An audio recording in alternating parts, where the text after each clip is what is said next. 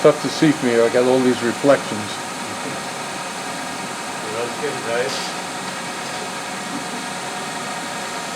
I don't know why this thing, it's on, but it turns off. The button's on. Okay, so again, like I said, I sort of goofed up. I didn't leave myself enough here, so I'm going to have to finish this off with the parting tool.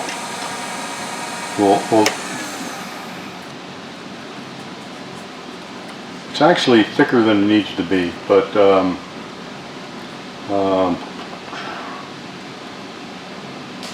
going to take some more off the inside. He said confidently. Remember the final cut. Yeah, I think I'll take it off the outside because this plenty good size right now. So.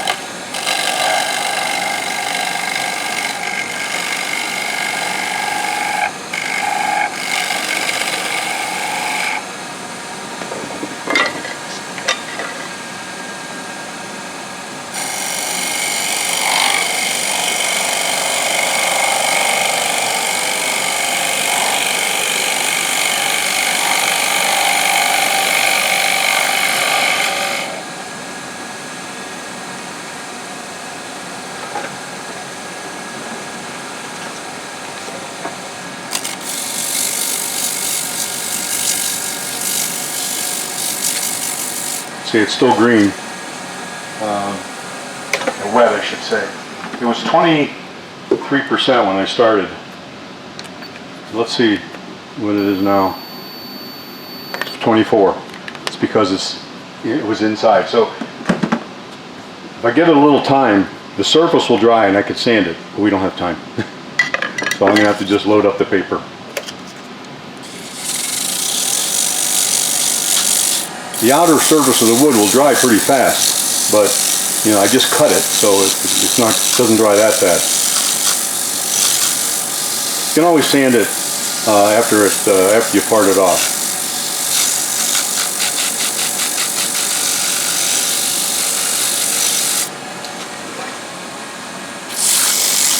So you can actually see the powder. The powder is coming off, so you know, like I say, it's drying, but. It's such a small piece and it's so thin right now that even when it dries, it's not going to distort. It'll be the same shape as it is. It looks pretty good. Yeah, that looks good. I saw lines when it was spinning, but that was just you know, the grain. Okay, so now I'm going to take it off.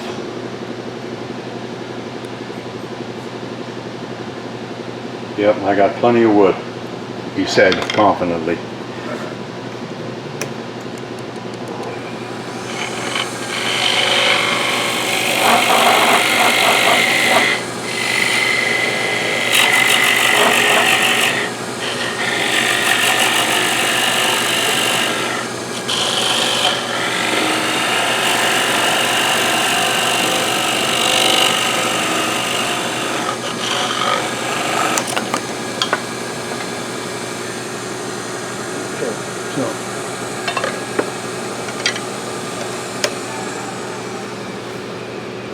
If I had more wood, I would have a longer stem and I would have been able to take it off cleaner.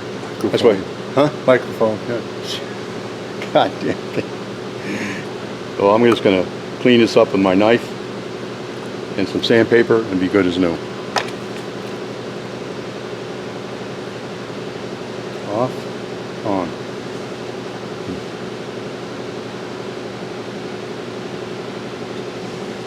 Hello? Okay, good. Real convenient, you know? All right. What's that? Yeah, yeah. Okay, so like I say, this is a lesson in planning ahead. And you really have to think about everything. You almost have to do the whole planning backwards. Otherwise, you peg yourself into a corner. Okay, so this is, you know, this will be shaped a little bit. In fact, you can leave it like that because it's going to have a little hook in there. Okay, so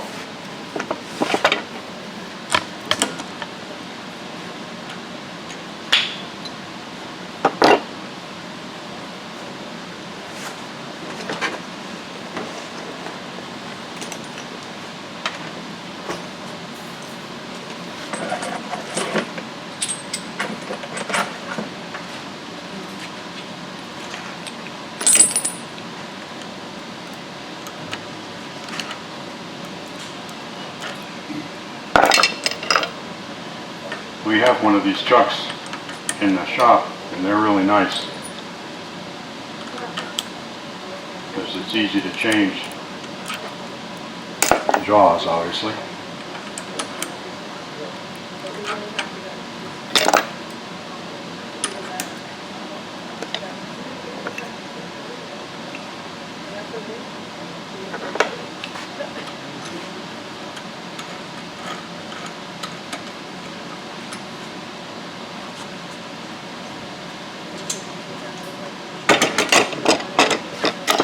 Thank you, man.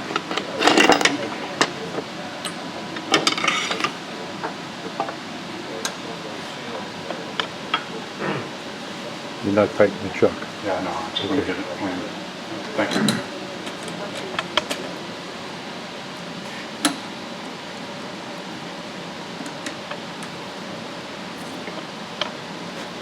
Okay, now.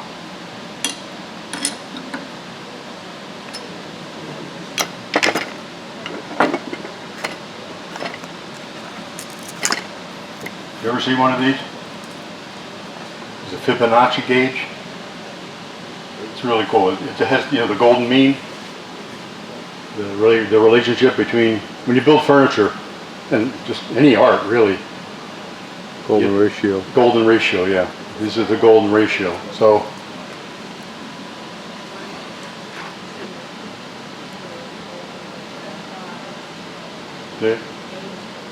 this, see the golden ratio there? That's why this looks good. I made another one. It was like that. It didn't look good. So what I'm going to do, that's how long I'm going to make this so that I can maintain. See what it is there? Yeah, it's called the Fibonacci Rule. He's an Italian, that's why I like him. Okay? So I'm going to follow this. Go off the air again. Yeah, I know it. Yeah, hell with it. I don't have to talk loud. So, but the complication is that the part I see is the rule, is the mean, but a lot of it's up in there, right? So I have to actually make this thing longer than the gauge says in order to maintain the ratio. So basically looking at this here, I have to make the inner stem about that distance there. See it? The top to the bottom. So I'll lay that out right here. Yep, right in here, and I have just enough. So this is how long I want my overall piece to be, and then when I put it up in there, it'll maintain the ratio.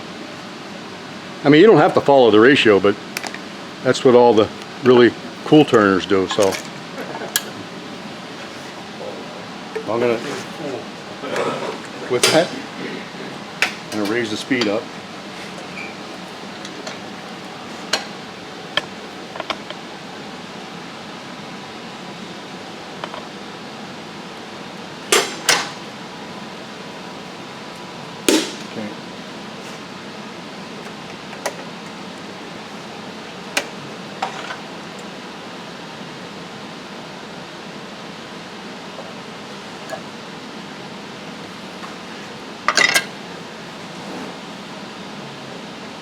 I'm going to use this.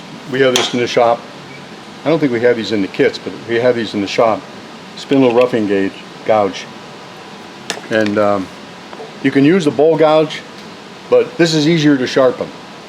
So if you get a chance to use this rather than your bowl gouge, you should use this because, like I say, it's easy to sharpen. Plus, you can use any part of this cutting edge. Whereas with the bowl gouge, you're just using that little corner. So that's why if you get a chance to do spindle roughing, you should use the spindle roughing gouge because of those reasons.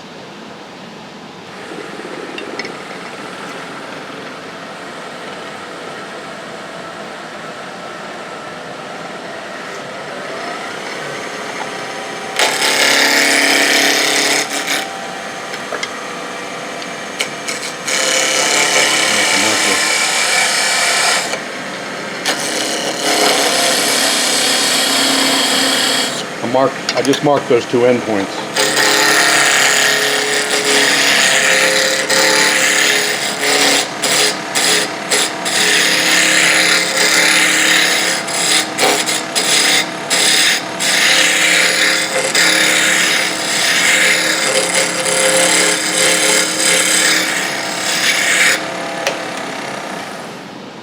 Good. One more.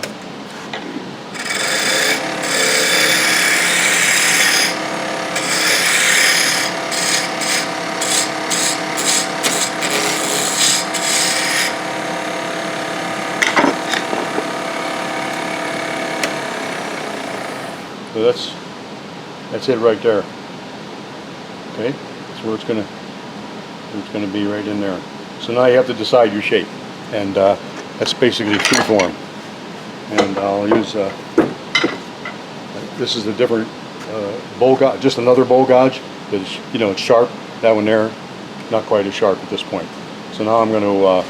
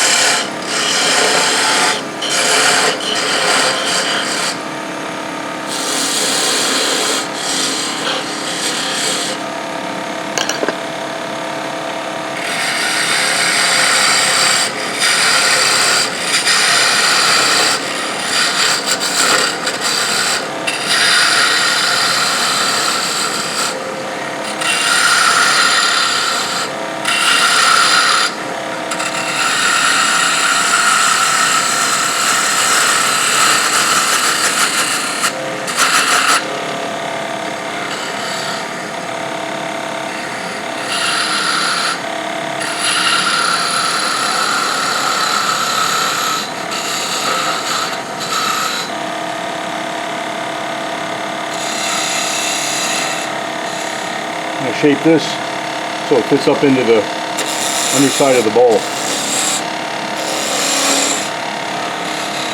approximately, because I'm going to use you know, hot glue.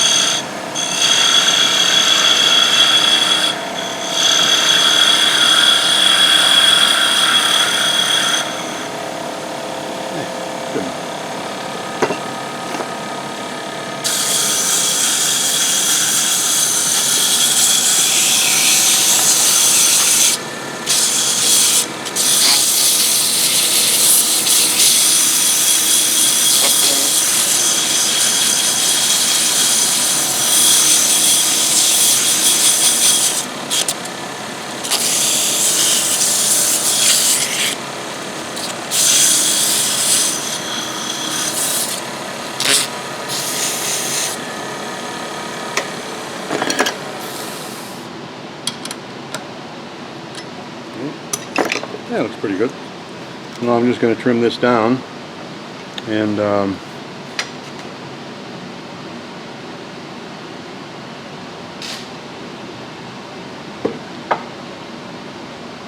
it seems to have a skew.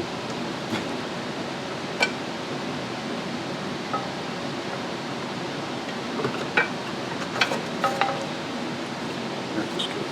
Okay.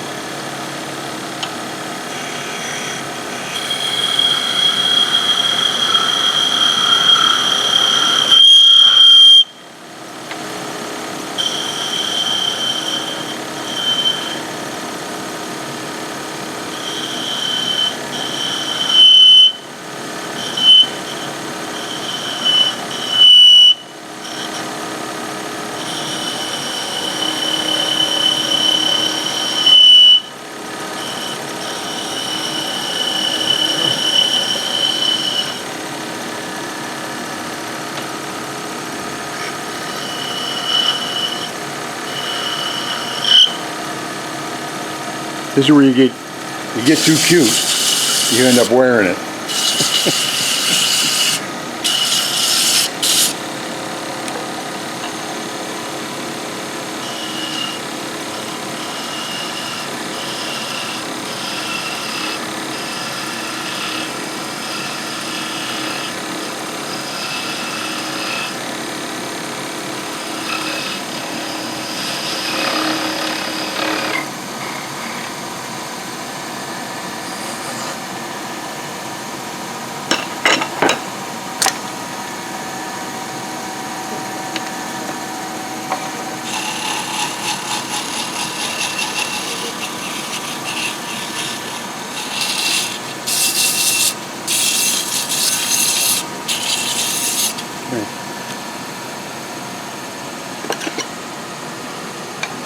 I'm not going to spend a lot of time on this because it's going to go up underneath, so I just want to make it the shape of the inside of that, which is nothing special.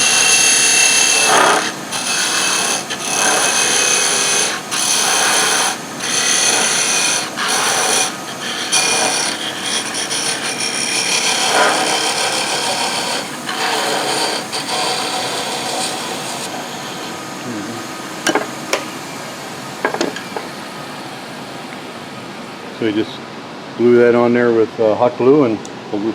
Huh? Oh. What's that? Trying to get it underneath Yeah. shot. Yeah.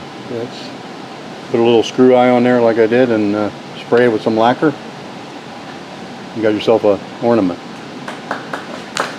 yeah. You come up here and feel this. This is still, this is cold to the touch.